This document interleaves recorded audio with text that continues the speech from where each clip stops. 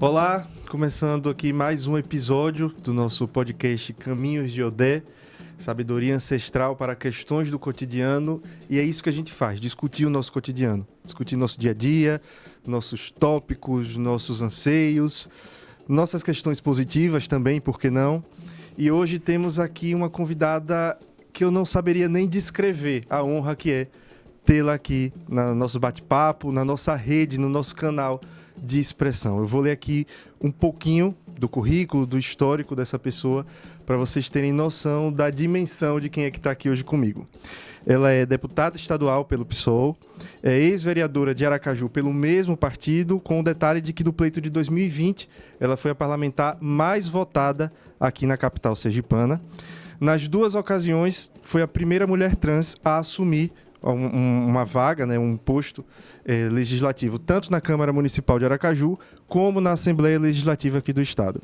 Ela é formada, graduada em Letras Francês pela UFS, é mestra em Educação pela mesma instituição e já lá na universidade ela começou a luta. Ela foi a responsável pela mobilização que culminou na publicação de uma portaria que possibilitou o uso do nome social nos âmbitos acadêmico e também administrativo lá na universidade. Ou seja, uma pessoa de muita luta, é uma pessoa de muito trabalho, de muita ação, e a quem eu já começo aqui agradecendo enormemente pela disponibilidade de vir conversar com a gente, deputada Linda Brasil. Seja bem-vinda aqui ao nosso podcast. Olá, Caio. Olá a todas, todos e todos aí que acompanham o podcast Caminhos de Odé, né? Isso. Parabéns pela iniciativa.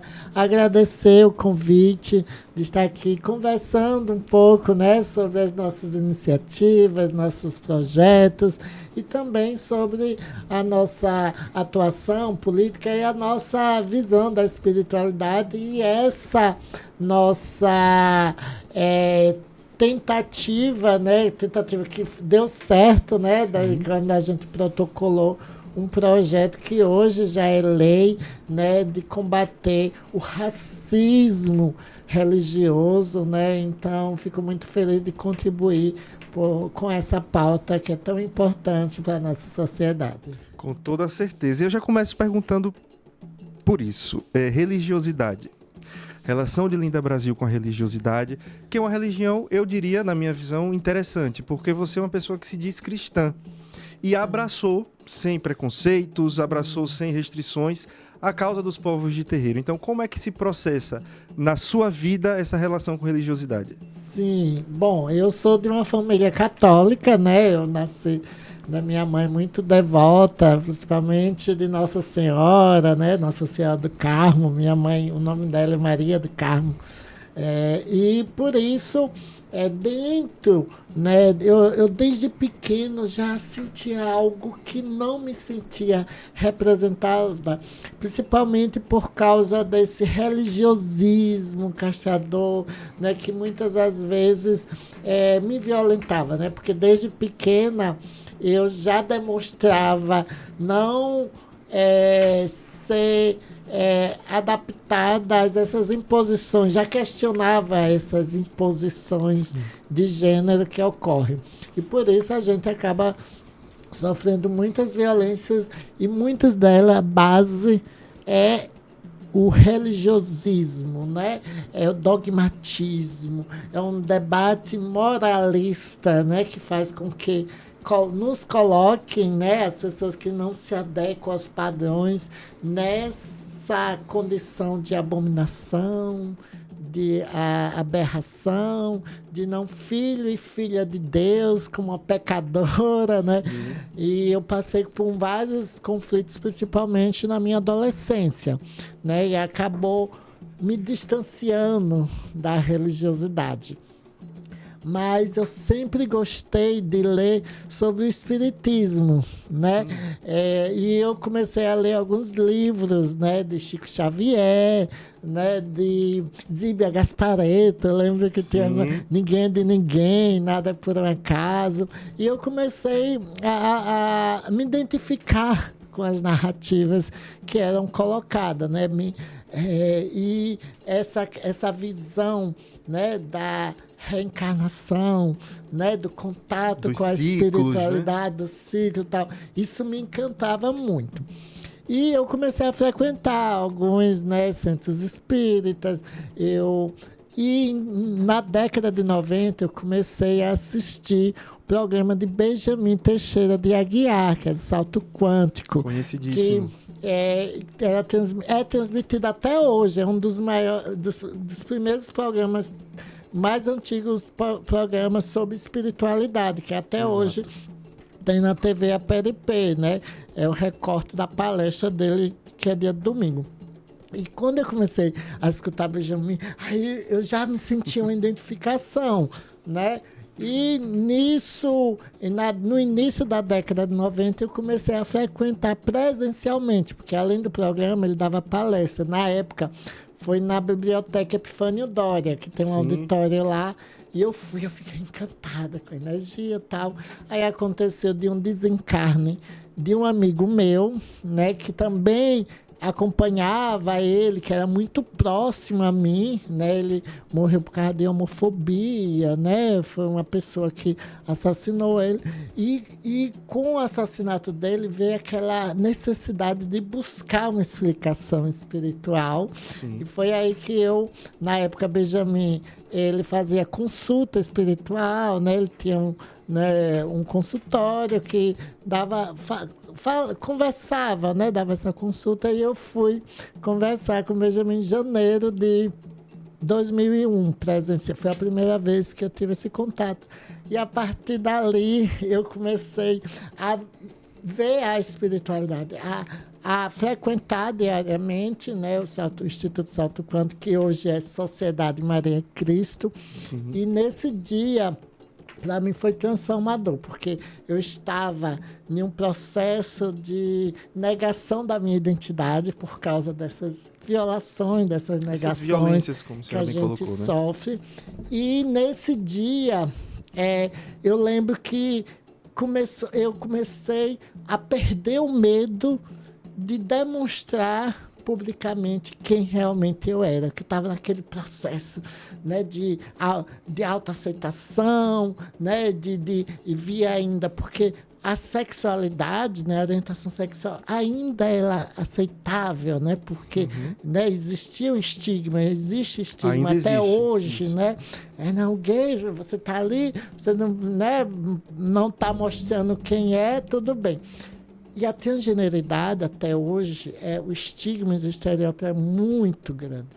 E eu não me reconhecia. As pessoas até me diziam, você é gay. Não, porque não era isso. Não era uma questão de orientação sexual, mas sim uma questão de identidade de gênero, que são coisas diferentes. E nesse dia, conhecendo a espiritualidade e vendo que porque eu percebi que além deste corpo existe algo, né? Existe um espírito que dá uma ânima, uma energia que... Um axé que seja, né? Sei lá, qualquer denominação que seja que define quem realmente era. Isso foi libertador. Eu sei que eu saí de lá, sabe? E aí foi aí que também... Né, conhecendo Benjamin pessoalmente, também eu comecei a me aceitar esse processo. Até meu nome, Linda Brasil. Eu lembro que quando eu fui outra vez, né, presencialmente na palestra, Benjamin já viu que eu estava mais sendo eu mesma, né? Que eu sei, a questão da transgeneridade, a gente sempre foi, né? Simplesmente tá a gente ali se oprimido, escondido. né? Aí ele já viu.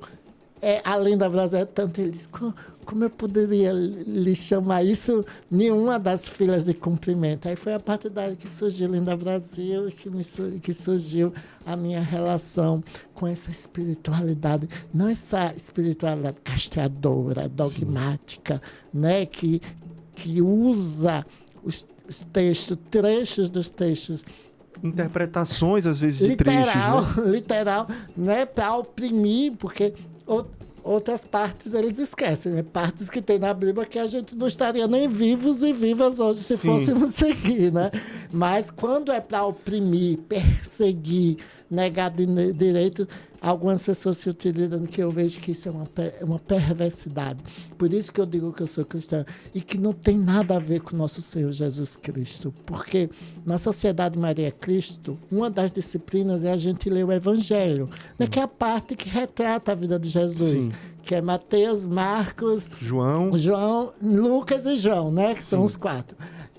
E lá no Evangelho não existe nada. Jesus era revolucionário, ele era contra todas essas hipocrisias. Ele andava com prostitutas, até com gays. Ele já pensou que não existia essa denominação, né? Existia um pagamento. Não existia a palavra, né? Mas com certeza que ele estava sempre. Entendeu? E quando eu conheci esse Jesus Cristo de outra forma, não aquele perverso, né? Como doutrinador em excesso, que né? vai me condenar, de um Deus perverso a isso, foi libertador. Tanto para mim ver a espiritualidade, não me sentir como culpada, errada, e também da minha identidade indígena, porque ele, na verdade, surgiu a partir disso, né? De eu não me aceitar e também de encontro àquilo que foi me imposto como algo ruim, né? Algo que não era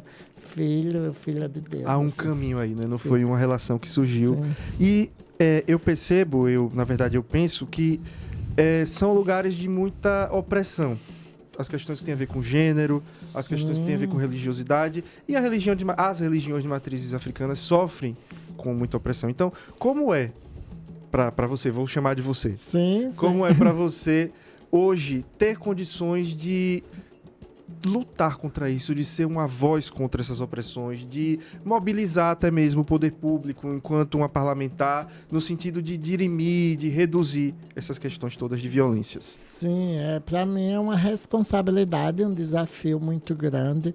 Por isso que essa minha, mesmo não sendo, né, das religiões de matriz africana, né, mas sabendo que é uma religião, né, que sempre existe, né, esse racismo, né, por causa de vir, né, de ter essa matriz africana, mas também é uma religião que onde as pessoas LGBTs, muitas às vezes acabam se encontrando com a sua espiritualidade também, né? Sendo acolhidas, né? Sendo, né, respeitadas, tal. E é uma das religiões em que sempre acolheu, né? A popular. Eu lembro que a maioria dos meus amigos na época, eu tenho vários amigos hoje da minha mandata, né? Acho que a maioria das pessoas fazem parte, né, da religião de matriz, por isso que há essa ligação. Então, e por isso mesmo há essa responsabilidade da gente não só lutar por pautas, né, que eu levanto, por bandeiras, né, que eu também faço parte, mas todas as outras bandeiras, né, principalmente contra o machismo, né, a misoginia, né, que é a base da LGBTfobia, né, que é o patriarcado, que mata, né? Essa condição da heterossexualidade masculina ser superior em relação à mulher, em relação aos gays, né, a tudo que fuja dessa heteronormatividade, né? Cisnormatividade. Cisnormatividade. Né? Hetero e cisnormatividade. Então, a minha responsabilidade... E o racismo vem também, tá? Intrínseco. Por isso que eu não consigo ver a luta, né, contra a LGBTfobia distante da luta contra o machismo, contra o racismo, com capacitismo, todas essas opressões e essas negações de direitos, está tudo incluído. Então, a minha bandeira é essa bandeira, né, vasta aí, ligada aos movimentos sociais, com um propósito maior de lutar contra essas desigualdades, né, e essas disparidades de direitos, e principalmente por justiça social. E a gente só vai lutar por justiça social a partir do momento que a gente tiver um equilíbrio, né? Seja de ocupações de cargos representativos nas casas legislativas, nos poder executivo, sejam nas universidades, ocupando todos os cargos, todos os espaços de poder, os espaços que sempre foram dominados por homens brancos, cis, europeus, cristãos, né? Quando a gente tiver, consequentemente, isso, com essa ocupação, vai mudar algo que é essencial, que é a questão, né, da pobreza do Brasil, né? Dessa desigualdade, né? de direitos, né?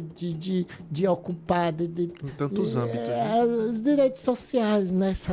Porque o Brasil nos faz... meu nome Linda Brasil não é por acaso, é porque eu sou apaixonado, eu sei da potência, eu acredito, mesmo a gente passando por esse momento difícil que a gente passou nos últimos que ainda 4 anos, tentando... desse negacionismo, né, desse retrocesso, desse reacionarismo, dessa perversidade. São pessoas perversas, né? Acima de tudo, perversas. Não é questão moral. Eles ali fazem coisas piores do que a gente. Não é sobre isso, a prática. É sobre usar esse discurso para estar no poder, para se manter no poder, para persuadir, para controlar, para querer dominar. E eles sabem que quando a comunidade LGBT estiver consciente de seus direitos, a população negra, a população das religiões de matriz africana, as mulheres, as pessoas com deficiência, as pessoas que eles chamam de minoria, né, que são que não são minorias, né, que são as maiorias, eles sabem que quando essas pessoas estiverem, né, ocupando esses espaços, estiverem conscientes de seu papel transformador na sociedade, esses privilégios, essas dominações seculares que vêm desde a colonização, né, da invasão mesmo, isso. que eles não descobriram, né, eles invadiram e destruíram a cultura. Então eles sabem, o povo indígena retomando nesses territórios, as quilombolas. Empoderando os seus saberes, né, também. Que não existe saber só na universidade, não existe saberes. Aí, né? Eles vêm com o quê? Com mentiras, com distorção das nossas narrativas, né? Eles distorcem tudo para ter a opinião pública, dizendo que a gente vai destruir a família, que a gente, né, é um demônio, que a gente... você vê, está muito ligado, né? Eu estou sendo ameaçada de mortes e todos os e-mails que eu recebo tem a palavra demônio. A mesma coisa que tem as religiões de matriz africana, demonizando, né, os rituais, né, as práticas. Você vê que está tudo interligado, né? Usam a questão, né, que é eles que criaram, que cria, né, esse conceito. E uma coisa que é tão positiva, que faz tão bem e deturpar tanto, né, para justificar a maldade, que é a religião, né? Sim, no final das contas. E para mim a religião é religar a Deus, e, né, Deus não é um único, né? Né? Existem várias formas de classificar, né, Deus. Eu acho que não existe uma personificação, né, de Deus, né? Eu ouvi uma certa vez de um sacerdote do candomblé, assim, o universo é tão grande, a gente conhece tão pouco dele, que é muita prepotência a gente achar que só tem um Deus. Sim. Eu nunca esqueci essa fala. Sim. Eu tenho 2 perguntas aqui que estão interligadas. E às vezes a gente precisa falar e explicar o óbvio também, faz bem. Eu gostaria que a senhora explicasse o porquê do termo mandata, o que é que isso difere de um mandato, e como é usar essa mandata, como é o procedimento, como é que são os enfrentamentos nessa luta contra o racismo e contra as violências de uma forma geral. Sim, primeiro, eu sou, né, do curso de letras, né? Eu sou formada em letras português e francês, que vem do movimento feminista.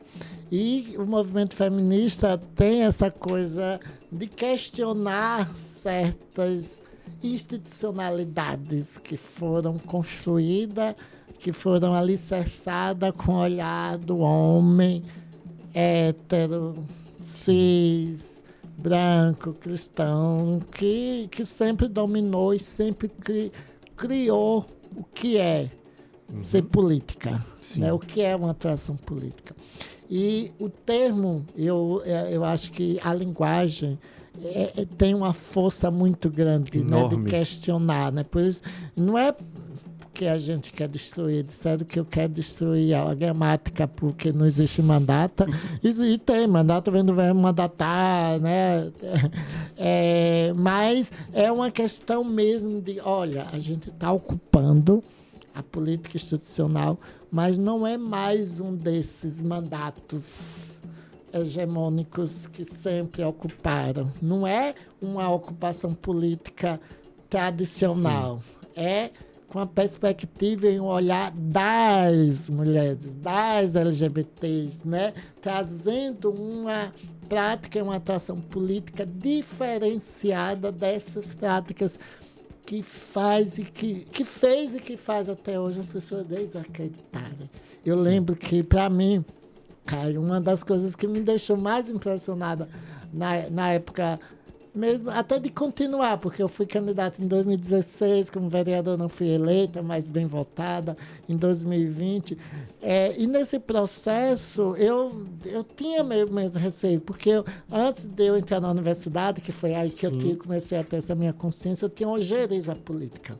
Eu dizia que Deus me livre, né, me filiar a um partido, me candidatar, porque a maioria das pessoas tem essa visão que políticos é tudo igual, que nada vai mudar. Por isso que muitos acabam vendendo. Que é distante da gente, né? Muitos acabam vendendo seus jovens porque não vê a importância, não dão valor.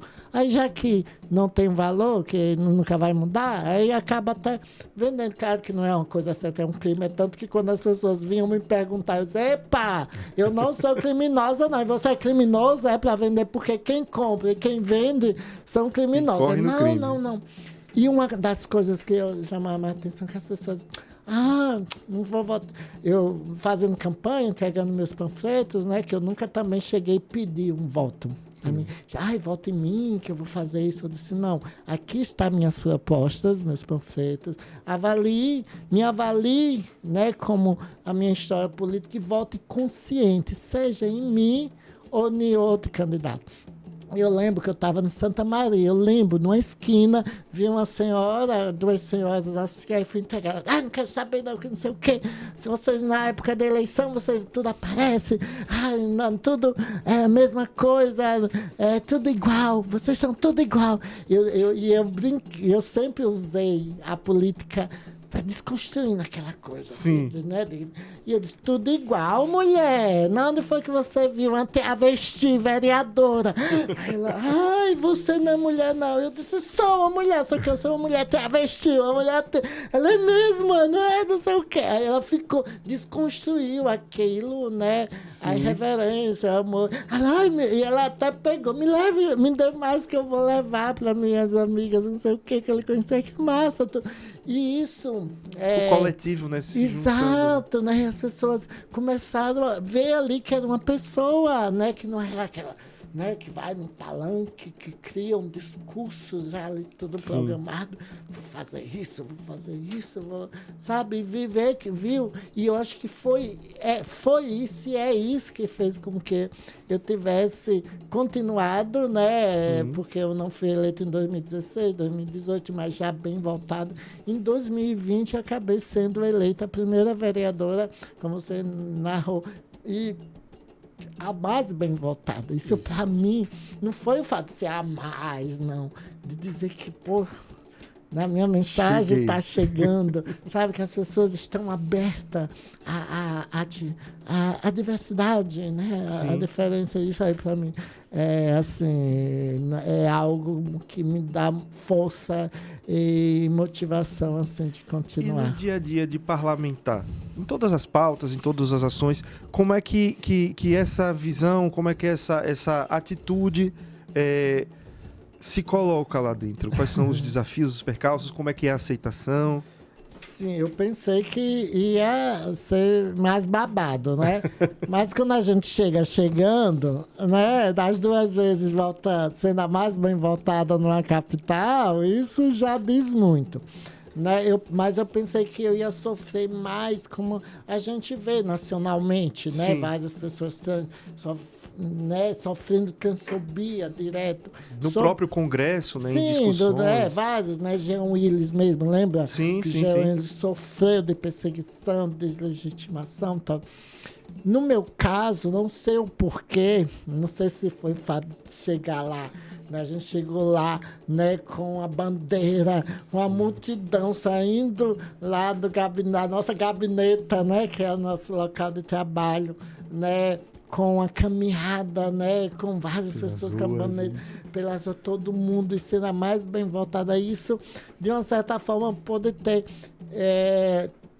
imposto assim, um respeito e um receio também, né, porque viu que não era uma pessoa que, né, era um projeto político, né, que eu já estava vindo, né, que todo mundo não sabe, mas antes de eu ser eleita, eu já tinha dado palestra em quase todas as escolas, não só públicas, mas particulares, né, falando, né, a diferença de orientação sexual, trazendo para o movimento LGBT, movimento social, não só a luta de políticas públicas ligada à saúde, à segurança pública. Sim. Não só questionando, mas trazendo informação, conhecimento, né? Porque o conhecimento ele é chave para tudo, né? Tudo, né? Levando informação, dando o meu depoimento, né? Eu passei por várias situações, como acontece com a maioria das mulheres trans travestis. Eu me sinto uma sobrevivente nesse sentido, porque eu estou com 51 anos. Né? Na época, eu entrei na universidade com 40 anos, aí passando da expectativa de vida da população trans, que é de 35 anos, ter saído da prostituição viva, porque muitas de nós só conseguem sair, né, da prostituição, não fazendo discurso moral contra a prostituição, não é isso, Sim. mas pela compulsoriedade da prostituição, porque 90% das meninas trans travestis são empurradas para a prostituição por um processo, né, de exclusão, de violência, exclusão do ambiente familiar, escolar, que acaba tendo a prostituição como a única forma de sobrevivência. E eu passei por isso, né? Processo de violência, tive de fingir de morta para poder sobreviver a um ataque transfóbico. Eu acabei saindo do meu país porque a única alternativa que era me dada era me prostituir fora do país, porque aqui nem isso. E eu passei 5 anos morando na Itália, achando que eu nunca tinha uma pessoa como referência na política, na academia. Eu fui a primeira mulher trans a ter o direito a ser reconhecida na Universidade Federal de Sergipe, a ter o meu nome social, que é o base para a gente permanecer, entrar da e identidade permanecer. mesmo, quem eu sou, né? Um nome começa por aí. Eu tive de entrar com um processo administrativo para conseguir algo que é um direito, que é o respeito, é o nome da pessoa, que faz com que, né, e com essa negação faz com que muitas acabem saindo, né, do ensino básico, né, do ensino médio. E eu acabei entrando na universidade com 40 anos depois disso. Quando eu digo, eu fui a primeira mulher trans, né, entrar na universidade com respeito com o nome social, mas não é também com orgulho. Eu disse, gente, tantas outras pessoas trans que poderiam já ter entrado, quantos talentos, quantas mentes, né? Já que foram perdidos. Não é que perder, tem muitas meninas mas que não tiveram essa oportunidade, mas aquelas que quisessem optar, que pudesse ser uma opção. Mas eu lembro que, para mim, era isso, que meus amigos, eu dizia, né, que eu queria tomar hormônio, que não sei o quê. Ai, não, porque é muito ligado à prostituição, à violência. Sim. Não, linda, você não é isso. Eu disse, não, como se a prostituição fosse uma condição da transgênero. Não é. Ali é um resultado de um processo de exclusão, de silenciamento, de falta de oportunidade que faz com que... E eu faço essa analogia com o que acontece com a população negra periférica, né? Muitas que entram né, que estão na penitenciária hoje, que entra no crime organizado, a culpa é do Estado, a culpa é essa falta de um processo histórico, né? Além histórico, e além não há uma reparação, não há uma educação pública de qualidade. Até hoje acaba, né? Você sabe que uns 70% são pessoas negras que vivem nessa situação. Então, é um reflexo disso que acaba isso tudo. Por isso que as políticas, né, afirmativas de cotas são importantes para fazer essa reparação, mas não só isso, né, mas um trabalho mesmo, né, de oportunizar, né, de valorizar a educação pública, porque valorizar a educação pública é dar oportunidade também para que as populações mais vulneráveis... É o primeiro passo, talvez, né? Eu trago aqui alguns dados, porque são muitos... Na atuação parlamentar, o deputado, a deputada, precisa estar sempre trazendo, né, proposições, resoluções, enfim. Eu anotei aqui alguns dos projetos de lei que foram provocados, vou usar esse termo, pela deputada Linda Brasil. E entre eles a gente tem aqui a criação do Dia Estadual da Mulher Negra. Sim. A gente tem um projeto que versa sobre o uso de tecnologia de reconhecimento facial, que tem gerado problemas no mundo inteiro, relacionados com racismo. Reserva de vagas em cargos de comissão para pessoas negras, afrodescendentes e indígenas. Reconhecimento de templos religiosos, notadamente da Umbanda. Também teve um projeto de proibição de homenagem a escravocratas, aqui em eventos públicos, em datas comemorativas. E, por fim, aquele que ganhou mais repercussão por uma série de razões, que é o Abril Verde e o Selo do Combate ao Racismo Religioso. Esse projeto em específico, dentre todos esses outros, como é que ele surge, como é que ele nasce, como é que foi o trabalho para que ele ganhasse vida? A nossa mandata, quando a gente tem uma atuação, né, além da questão linguística, né, da linguagem, a gente tem a perspectiva de ser uma atuação diferenciada na prática. Né? A nossa mandata é dividida em 8 GTs.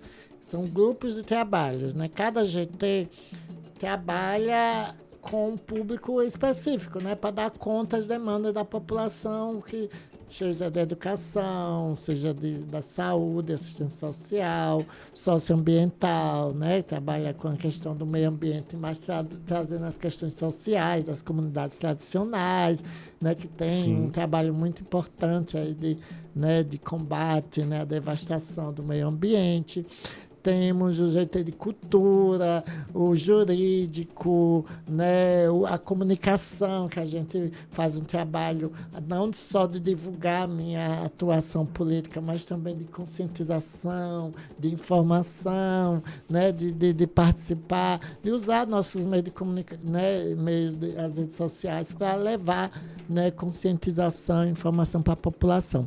E esses GTs, eles fazem ponto com os movimentos sociais, né? Principalmente os mais, seja da comunidade LGBT, da população negra, e todos os nossos projetos, eles são construídos a partir de provocações também que são feitas com essa ligação, com esse intercâmbio com a sociedade civil organizada, seja por movimentos sociais, sejam, né, por casas de terreiro, que também fazem trabalho social, né, que é muito com importante. Certeza.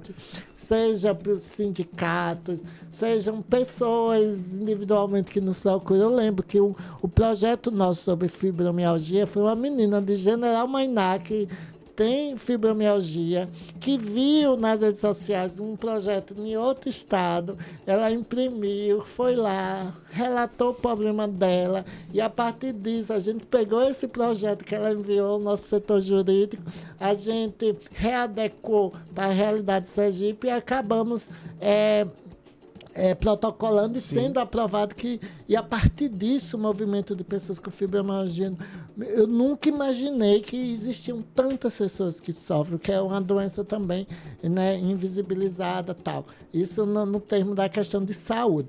esse do racismo religioso, né, do selo de combate ao racismo religioso, foi provocado por um grupo de pesquisa, o Ginga, lá da Universidade Federal Fluminense, a UFF. Sim. Né, um grupo de pesquisas que eles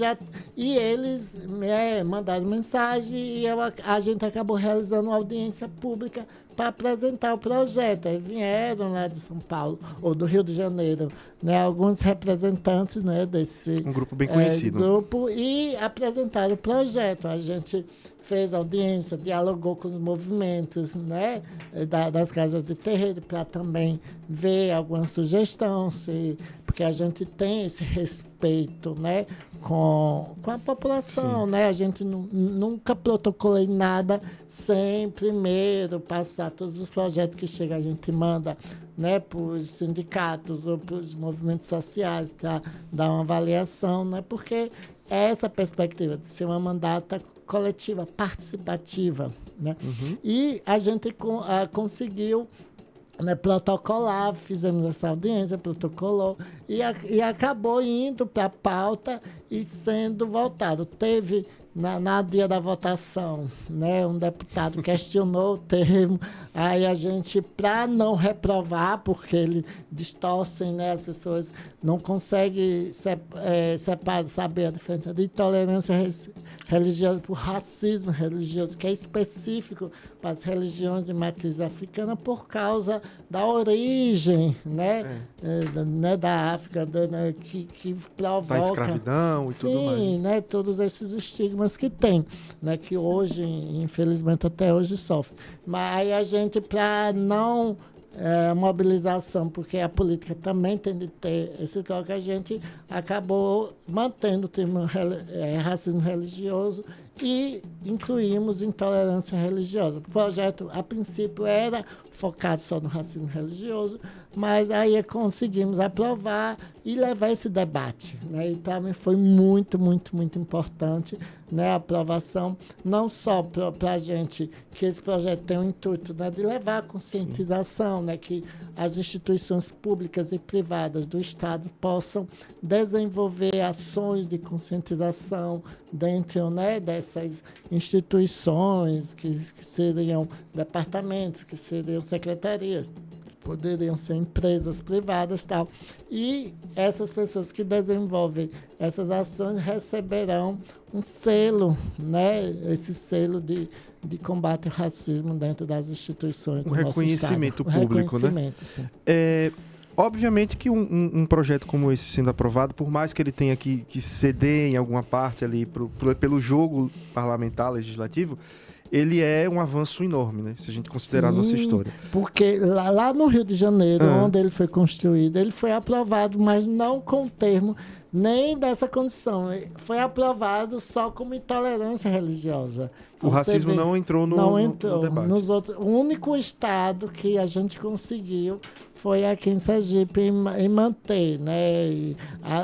O início mesmo era só o racismo, mas por causa dessa questão, né, como se estivesse excluindo, né, as religiões cristãs, e não é isso de exclusão, é trazer um debate específico pela perseguição e essa demonização que as religiões de matriz sofrem, né, por causa do estigma. Uma busca até de uma equidade, né? Sim, sim. Na sua visão, a gente entende que cada poder, cada esfera tem sua área de atuação. Mas na sua visão, como um poder parlamentar, o poder legislativo, ele pode ajudar no além da lei? Porque a lei foi posta, está feita e passou. Como a gente pode articular, como a gente pode incentivar, vou usar garantia, apesar de estar uma palavra forte aqui nesse momento, que essa ideia ela saia do papel e ela ganhe vida mesmo.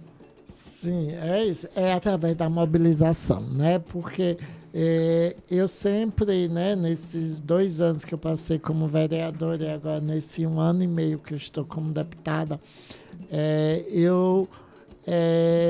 a gente aprova vários projetos, a gente tem uma gama de projetos que são importantes, mas para efetivação depende do poder executivo, do interesse, porque a gente legisla, né? E a gente fiscaliza o poder legislativo ou executivo se ele está executando as leis, está usando o nosso dinheiro, que é o orçamento público, de forma correta. Sim. Né? Mas, infelizmente, a maioria das casas legislativas é do lado do governo e tudo em câmaras municipais, Assembleia Legislativa, Congresso Nacional depende da maioria. Então, muitas das vezes, o que deveria ser feito, que é essa cobrança mesmo, essa fiscalização, acaba não acontecendo. Sim. Como eu chamo de ligações perigosas que existem entre esses poderes, que estão ligados a outros interesses econômicos, capitalistas, financeiros, que infelizmente influencia na política, que eu acho que isso acaba prejudicando.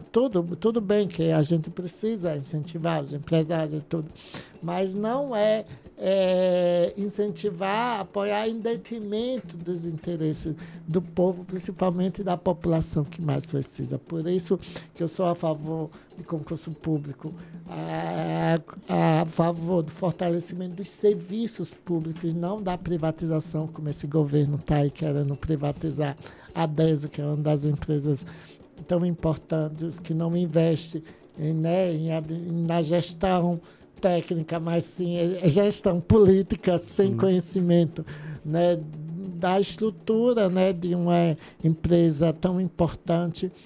Então, para mim, hoje, né, além de aprovar, é preciso fazer o que a gente tenta fazer, esse diálogo com a sociedade e incentivar a mobilização. Quando há uma denúncia, há uma auto-organização da sociedade, né, as coisas mudam, porque isso acaba tendo uma repercussão, né? Por isso que é importante a denúncia, por isso que é importante quando a sociedade vê que está sendo negada, seus direitos estão violados ou que as leis não estejam aplicadas, né? Que denuncie, que cobre, porque eu faço isso, mas só para você dar um exemplo, aqui na Assembleia Legislativa de Sergipe, são 24 deputados e deputadas, 20 são da oposição. E o fato de estar na oposição, muitas das vezes, acaba fechando os olhos ou então não cobrando a efetivação dessas políticas públicas como deveriam, né? Existem uma gama de legislações que, infelizmente, só está no papel e, para ser efetivada, precisa de orçamento. Por isso que a nossa mandato, a gente cobra a importância do orçamento participativo, né? A gente fez algumas ações, né, do orçamento participativo, né, com a população para discutir a LDO, né, as leis orçamentárias, que é algo que o governo deveria fazer para poder aplicar o dinheiro de forma correta e assim poder efetivar as legislações. E aí a gente cai em algumas dificuldades, né? Não falando, que dificuldades, mas elas existem e precisam ser comentadas, né? Como levar isso para uma população que não entende desse processo, que não entende, que não vê como a política está próximo da gente. É uma discussão que é muito cara até para o candomblé, que tem a ver com natureza, com meio ambiente, que se fala agora. Você falou em privatizações, está se discutindo privatização de praias, por exemplo. E muita gente não está nem sabendo. Eu já cheguei em alguns locais para falar sobre isso, as pessoas, praia privatizada? Onde é que está isso? Mas são coisas que estão aqui, né? Não está longe. E não é que está isso no projeto, né? Sim, você vê ainda que nem entende o que é o projeto. Eles usam artifícios, eles não dizem. Vão confundindo. É tanto que o relator diz, mas no projeto não tem isso. Mas quando você tira o controle, né, do Estado dessas áreas, né, do litoral, né, que as pessoas que já onde já estão ocupados, a gente está passando por causa dessas liberações, por falta de uso, né, de espaço, não só nos litorais, mas nos aquelas partes principalmente dos rios ali naquelas zonas, naquelas áreas de proteções ambientais, né, ligadas aí não só no mar, mas principalmente nesses rios, né? Os corpos de água no geral, que né? são fundamentais e que podem, né, por essas liberações que a gente vê aqui em Aracaju, um exemplo é Aracaju. Eu vi um vídeo fazendo algumas comparações lá, né, do Rio Grande do Sul com o Sergipe, né, alguns rios que quando eles acabam se juntando todos aqui, né, o Puxim, o Cotiguiba, o Sergipe, né, o quanto se acontecer, o quanto podem afetar a vida de pessoas e quanto a gente vê liberações, né, de grandes construções, né, de condomínios quilométricos ali, que além de usar essas áreas, né, das margens, né, próximo ao litoral, prejudica as comunidades, né, as mangabeiras ali da Barra dos Coqueiros, aqui de Aracaju. Expulsam essas pessoas. Né, expulsam. E quando aquelas pessoas ali mantêm? Quando esses espaços todos ali que vão ser concretizados, ali era uma área de absorção da chuva, da água, né? E que não tem mais para onde absorver, o que aí acontece isso. É a mesma coisa que está acontecendo 17 de março, na zona de expansão. Já conversei com alguns estudiosos, né, falando no caos que vai acontecer ali com a construção daquela área ali, né, de forma assim, desrespeitosa, como ali os manguezais, ali, os mangues, e também a reserva extrativista de Mangaba, né, que além, né, de ser algo que é importante para algumas famílias, que catadoras e catadores também absorvem essas águas das chuvas. Então, mas com essas liberações, né, não é para investir em grandes empreendimentos que vai dar trabalho, às vezes trabalhos subalternos, né, eles lucrando, né, grandes pessoas aí, jogadores, grandes empresários investindo gananciosamente, né, mas, né, destruindo nessas áreas de proteção ambientais. Então é terrível, a ganância, na verdade, o capitalismo, né, gera isso, né? Principalmente para uma religião que precisa desses espaços, né? Sim. E que sofre nesse movimento também. O terreiro está aqui, ele é uma comunidade, né? Você conhece agora como é que eles funcionam e tudo mais. E cada vez que esses empreendimentos eles vêm chegando, esses terreiros também vão sendo jogados para fora. E vão ficando longe de escolas, vão ficando longe de postos de saúde, de hospitais. Então há um paralelo muito grande, e aí eu passando aqui para um próximo tópico, que a gente evoluiu e avançou em muita coisa, óbvio. Mas não tem, se não me engano, ontem a gente teve um ato de violência contra uma pessoa, uma mulher trans aqui em Aracaju. Então a violência está muito latente ainda, que está muito pulsante, melhor dizendo, aqui ainda na nossa sociedade. E, na sua visão, há paralelos entre a violência de gênero, a violência econômica e também a violência religiosa na nossa sociedade? Sim, todas essas opressões, né, essas violências, elas têm essa ligação, né, com essa estigmatização, né, com essa falta de debate, né, por isso que eu acho que a educação é a chave.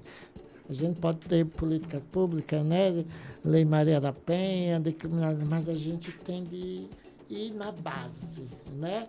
Ali, principalmente na educação, né, básica mesmo, né, na formação de conscientização, né, das crianças e de adolescentes, porque eu digo que ninguém nasce preconceituoso, né? As pessoas aprendem no seu ambiente familiar, escolar, social. Então, quanto mais a gente debater, trazer esses debates, não só em combate às opressões, né, a LGBTfobia, o Brasil é o país campeão de assassinato de pessoas LGBTs. Em relação às pessoas trans, é bem mais agravante, é campeão também, mas chega a mais de 40% de todos os assassinatos no mundo todo. A gente, como eu já disse, né, nós pessoas têm expectativa de vida de 35 anos, somos empurradas, né, ainda hoje, compulsoriamente, por esse processo para a prostituição. E isso tem a ver com a falta de educação e também de combate a esse discurso moralista do religiosismo. Não é a religião, né? São as pessoas que se utilizam da religião para estar no poder. Porque é muito mais fácil você controlar uma pessoa que pensa em caixinhas assim, né? Que são adestradas, né? Sim. É e muito que mais se comportem pelo medo também, com né? medo, não. Ou então essa teoria da prosperidade, né? Faça o seu dízimo, faça isso, ajude aqui, que você... Ou então, né? É como se... Né, Deus vai lhe ajudar só porque você está ali fazendo aquilo, e muitas das vezes utilizam, como eu vejo depoimento de pessoas que não têm o que comer, que dão de tudo muitas das vezes, e eles depois revertem, né? Depois Sim. fazem assistencialismo, aí dá uma cesta básica, a pessoa, né, muitas vezes tem de dar o dízimo, que eu acho, tudo bem, a gente tem que respeitar que é uma prática, mas é uma prática da época de Jesus, onde não existia tributos, né? Porque a religião e o governo era muito ligado, né? O dízimo era como se fosse um imposto, né? Então, a população já paga vários impostos, tem de pagar imposto. Isso não quer dizer que as pessoas que acreditam naquela religião ajudem espontaneamente, né? Mas até isso a gente tem de discutir, porque as pessoas se utilizam de, se você não der o dízimo, se você não fizer isso, você não vai prosperar.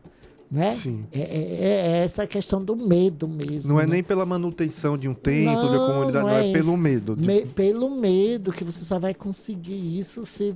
E às vezes a pessoa consegue, às vezes por mérito. Aí não, foi. Aí você tem de devolver, entendeu? Por isso que tem impérios aí, né? Empresas que não são empresas religiosas, são empresas financeiras, né? São empresas que só estão pensando no lucro, né? Principalmente essas religiões, né? Neopentecostais, né? Cristãs neopentecostais. Então, a gente trabalha para que as pessoas possam ter, e não é contra o que eu tenho de eleitores e eleitoras também, que são evangélicos, que não representam essas pessoas, né? Que às vezes utilizam mesmo do cristianismo de forma, né, como está ali pregado, né? E não para poder persuadir, para querer controlar. Com um projeto de poder, né? Com um projeto de poder, que é um projeto das igrejas neopentecostais, né? Tem livros divulgados, aí tem, né, donos de grandes, né, dessas grandes religiões neopentecostais, que tem livros que demonstram o projeto deles poder, que é inserir, né, na periferia, para chegar no poder, para dominar, né? E dominar com essa postura castradora, coercitiva, né? Até, sim, né? Sim. Linda Brasil tem conseguido mobilizar a comunidade LGBTQIAPN+, as comunidades de terreiro, mas como está a estratégia, como está o pensamento sobre mobilizar também os empresários, mobilizar também a classe política mais tradicional no Estado, para quem sabe até conseguir um projeto político mais amplo. Isso existe? E que o empresário, não sei, né? Todo bom, grande empresário pode ser microempreendedor, mas um grande empresariado, porque é uma das questões que o pessoal... Uma coisa é dialogar, que eu acho que o diálogo é uma coisa. Agora, você não aceitava, vamos supor, o pessoal é um dos partidos que não recebe, já não recebia das empresas, né? Porque ninguém vai... A gente diz que o empresário não doa, ele investe, né? Ele não vai fazendo nada, porque então, se é um investimento, ele está aplicando dinheiro, vai querer um retorno. O retorno é o quê? Fechar os olhos, legislações, é aplicar legislações para passar boiada, né? Para não fiscalizar licitações, né? Contratos licitatórios, né? Que a gente vê aí superfaturados, né? Então, tem essa linha. Então, o pessoal, né? Por isso que eu digo, eu tinha ojeriza na política. Foi entrando na universidade e conhecendo as práticas políticas hoje, que alguns parlamentares do PSOL representam nacionalmente, né? E essas bandeiras e princípios que a gente levanta, mesmo com algumas fragilidades. É um partido que está, né, crescendo agora. Sim. Fui a primeira parlamentar do PSOL em todo o estado. Eu, junto com 2 vereadores, né, em 2020. Até então, nunca tinha sido eleito nenhum parlamentar no estado. Né? A gente é forte no Rio, São Paulo, temos algumas representações a nível municipal, estadual e federal, mas ainda no Brasil todo a gente está crescendo mais, com constância, né? De forma vem sendo combativa. mesmo um sistema, né? A guerrilha corajosa, por isso que nós somos ameaçados. E nós representamos uma ameaça a essa estrutura política que estão aí ocupando esses espaços. E o assassinato de Marielle Franco representa isso.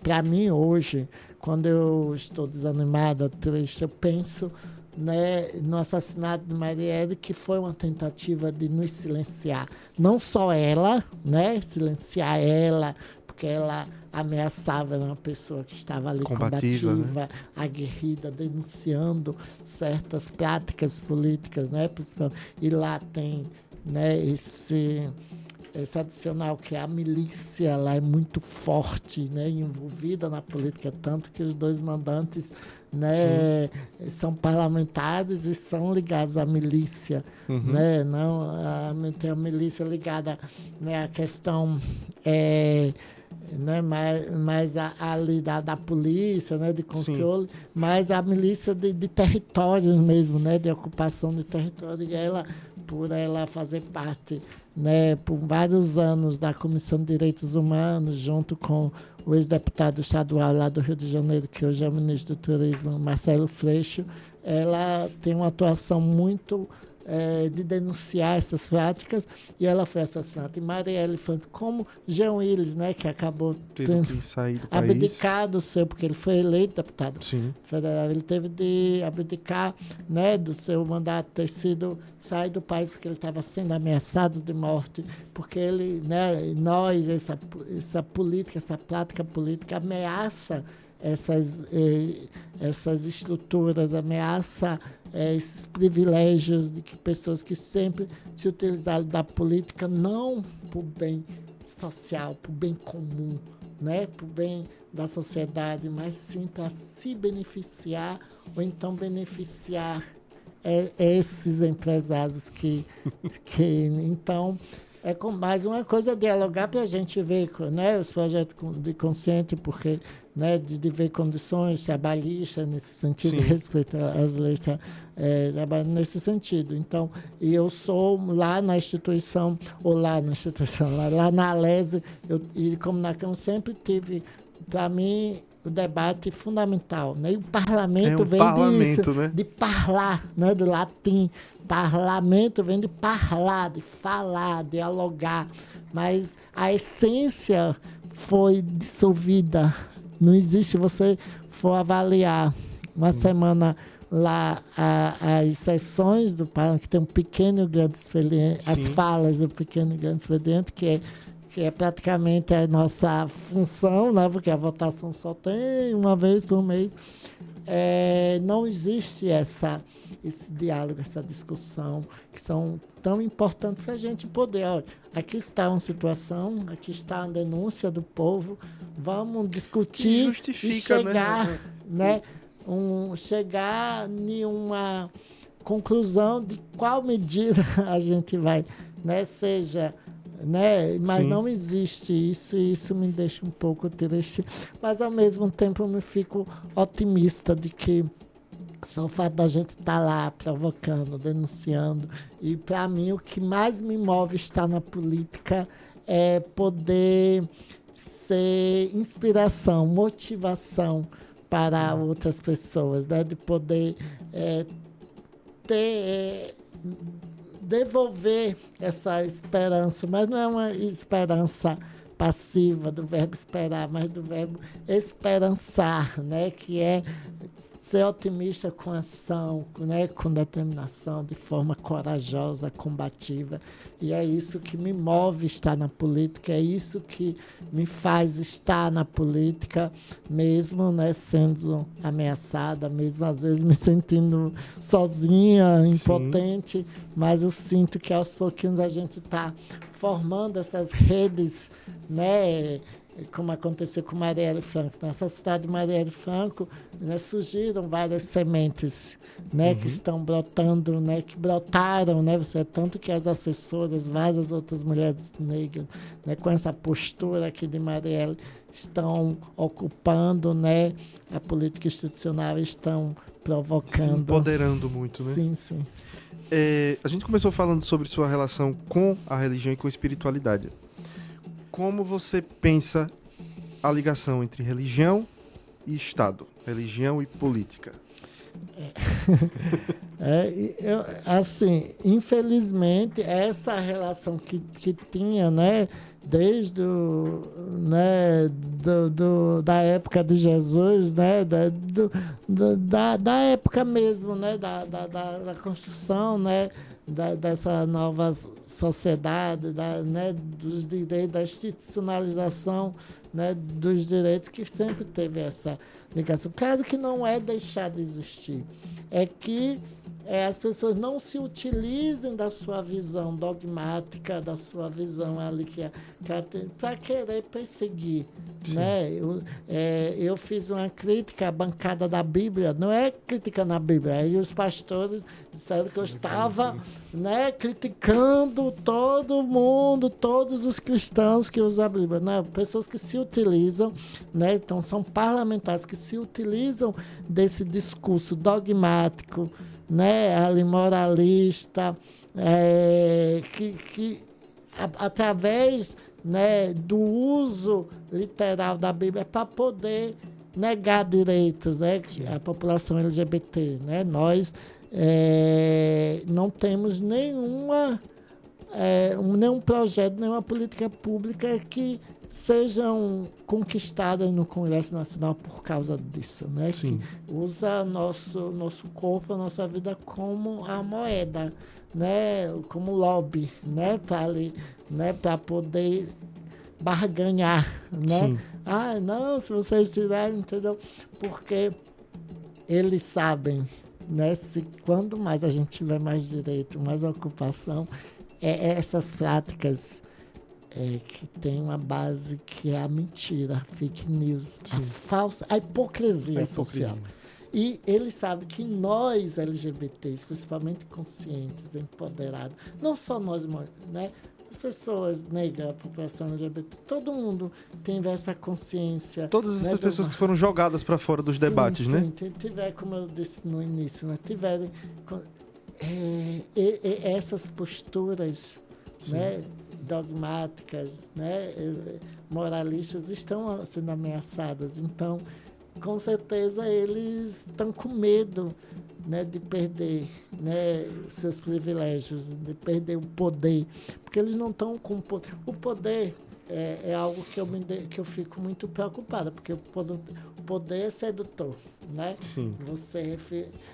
Foi um dos maiores receios, não me deixar ser seduzida, cooptada pela política, porque a política venha para cá, linda, você vai se beneficiar, né? Você vai conseguir, vai ser mais fácil você. E eu não estou na política por interesse pessoal, estou por interesses coletivos. Consequentemente, né, se eu lutar por uma educação pública de qualidade, por um sistema de saúde, por, né, moradia, consequentemente a minha população LGBT, né, as pessoas, os meus familiares, as pessoas não ficam pensando ali nos seus e o macro, a coletividade, não. A gente tem que pensar no macro e, consequentemente, né, nós iremos também nos beneficiar. Claro que tem especificidades, como projeto de lei, né, que a gente, né, protocola, mas, para mim, o mais importante é que os serviços públicos, que as pessoas tenham a garantia, né, de acesso, né, seja na educação, seja na saúde, seja moradia, direito à cidade, né, que as pessoas possam viver, né, com dignidade e isso consequentemente, né, todas essas minorias, né, que não são maiorias serão beneficiadas. E que não são ouvidas, né? Recentemente eu estava conversando com uma pesquisadora da enfermagem. E ela está desenvolvendo um trabalho junto à comunidade trans aqui em Aracaju. E ela chegou para mim com um dado para a gente ver aqui como nem sempre a gente conhece o que de fato acontece no mundo, na vida, né? Que ela estava conversando com uma mulher trans e ela disse que ela não se sente alcançada pela política pública de saúde, pelo SUS, enfim, porque tudo que fala sobre saúde com ela é só sobre ISTs.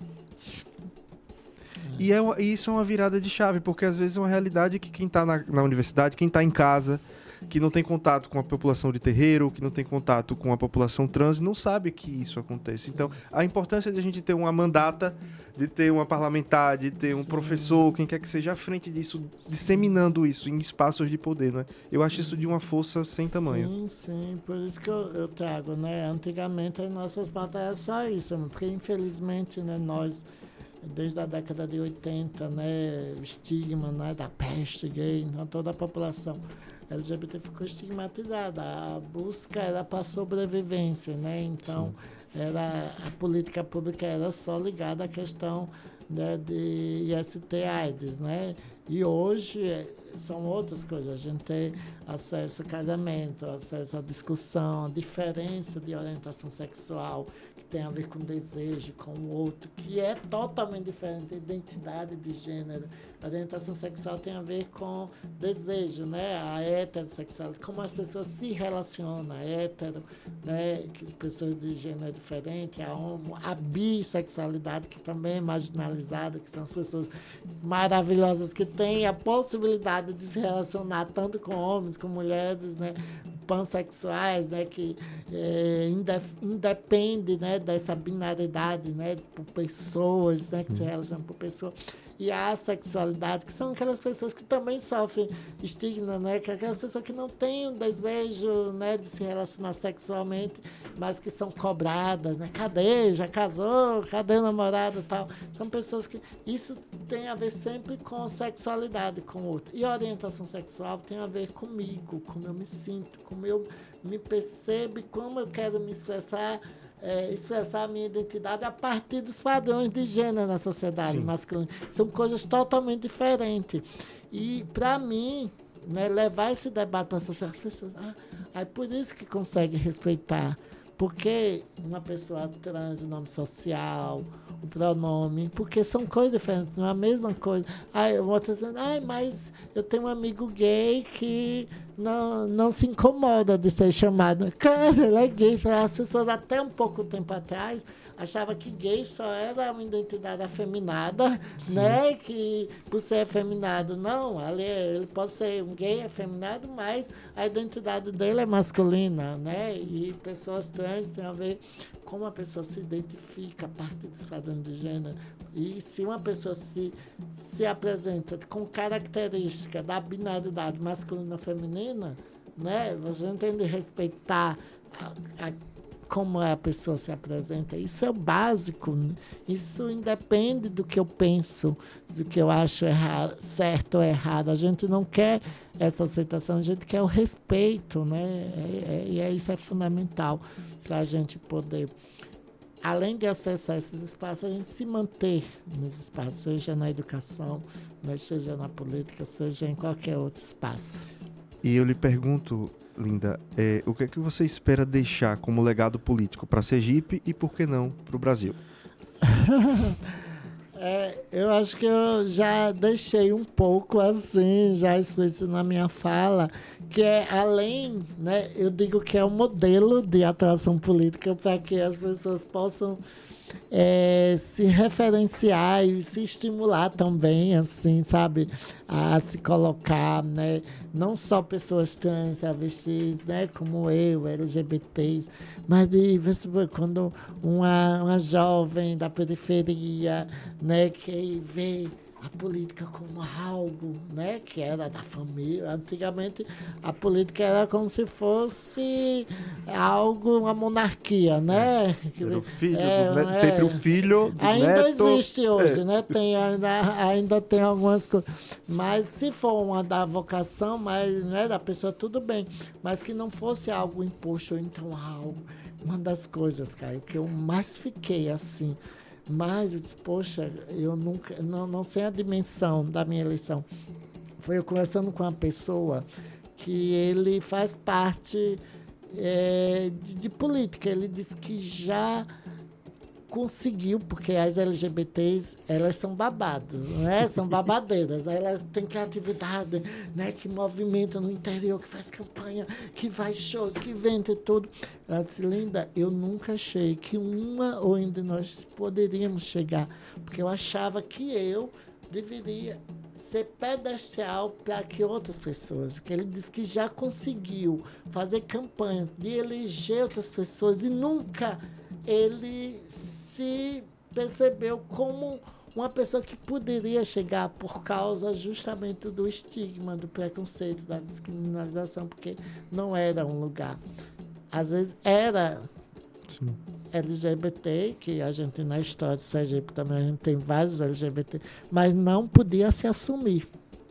Porque se assumir, você vai perder a credibilidade, porque, infelizmente, você vê nas artes, né, muitos artistas não se assumiam porque isso ia, né, prejudicar. No jornalismo isso também acontece ainda. No jornalismo, né, em várias outras áreas.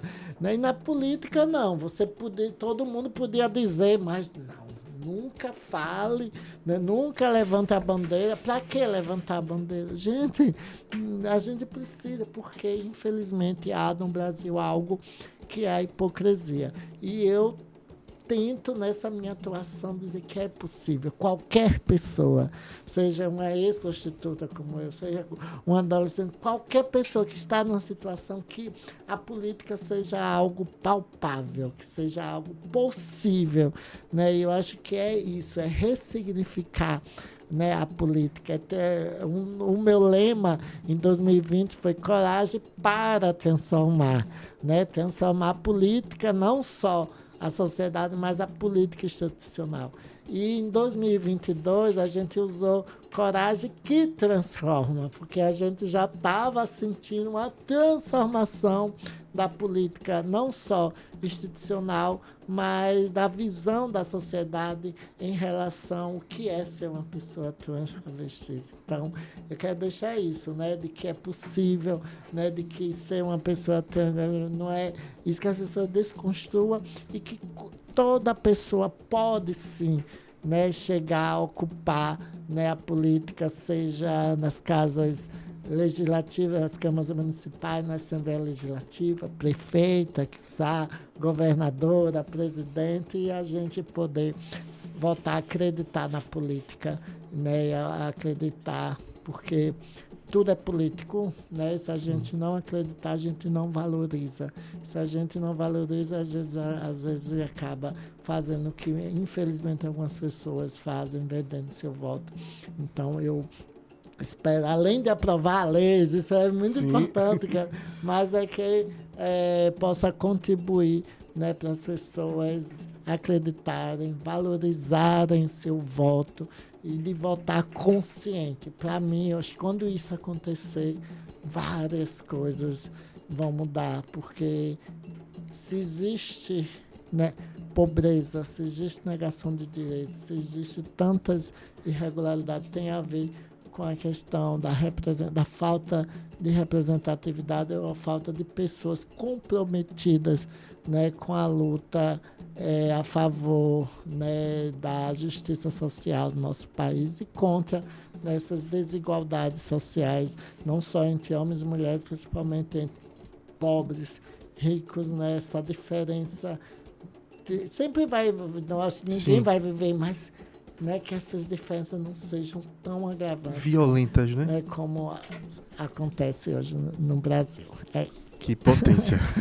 Obrigada. Linda, mais uma vez eu lhe agradeço imensamente pela contribuição. A minha ideia a minha e de todo mundo que contribui para que esse podcast tenha começado e, enfim, ganhe vida, é que ele seja um canal de expressão para as nossas identidades, para as nossas culturas, para quem nós somos. E você vir aqui hoje e ter essa conversa com a gente, ceder o seu tempo, é, assim, de uma riqueza indescritível. Muito, muito, muito obrigado mesmo.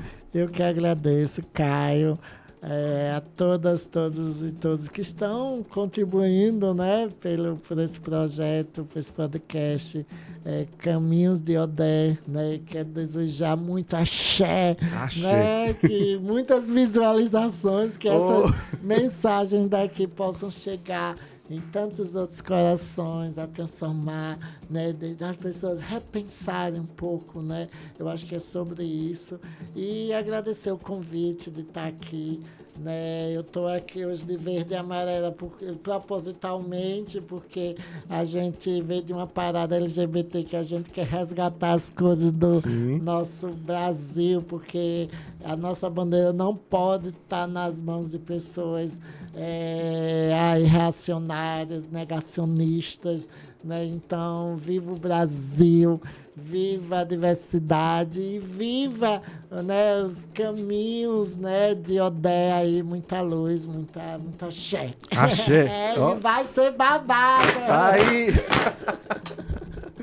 É isso mesmo, gente. Então, mais uma vez eu agradeço você que está acompanhando, que está assistindo. Continue seguindo a gente nas redes sociais, curta, comente, compartilhe, siga o nosso canal, se inscreva nele e venha aqui fazer parte de nossa rede, tá bem? Muito obrigado e até a próxima.